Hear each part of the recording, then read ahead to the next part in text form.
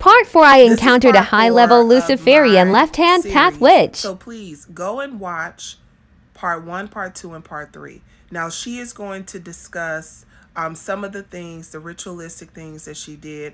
I am not going to repeat some of the words that she said because all this stuff is written out. So I just want to say that. But this is my encounter. So please go and watch the other videos before you watch part 4. So she said, when I sacrificed my child, Molech came to eat the soul and consume what is released when a child is ritualistically murdered. I already had thousands of demons, but after that ritual, I received a lot more and way more power that took a toll on my soul. Lucifer would tell me that I wasn't built to be doing the witchcraft that I was doing. I was considered a high priestess after my ritual. Another reason a witch would sacrifice a baby is to consume their power and abilities, because they actually get powers from this. She said, a baby is to consume, another reason a witch would sacrifice a child is to consume their power and abilities, then get pregnant again and transfer it to the next child so that that child would be a powerful magician. I didn't tell anyone about what I did, and after that I was able to start doing more. I was supposed to start a business with my art and begin casting spells and enchanting my music. My best friend was going to be a model, but I could not do it because at first Lucifer said I would not have to do anything with children and I could go a different route, sacrifice. Very interesting. And they started to say that we had to do certain things. So she also talked about how she used to work with a lot of marine spirits. So one of the mentees has got like a lot of visions about her in the water, flying in the water, like all kind of stuff she saw on her. And so it was very, very, very interesting. Let's continue. I want to kind of go into some of the other stuff that she did, and then I'm going to close this video out.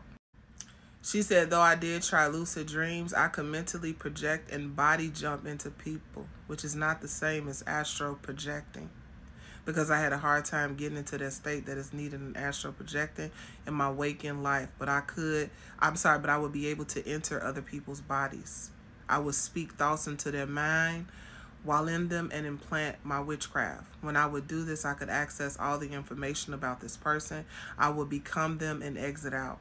I was also a stealer of souls. I work with principalities that can change realities. So one of the things that she wanted to do in the ministry was, I was doing very deep deliverances with them. And so God told me I was hearing this word, altering realities. Very interesting.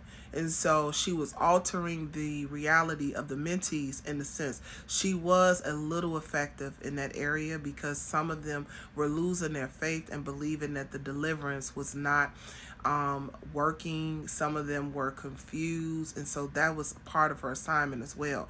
Because if you can destroy, because you need faith to actually serve God, you have to. You cannot please God if you don't have faith. And so that's actually a Bible verse. And so that was also a huge thing that she wanted to do. She said, I work with principalities that change realities and move a person to another dimension and timeline, but it takes years off that person's life. A lot of the witchcraft I did and the blood pacts I made with certain beings cost me years of my life to be taken off, and my mind was going.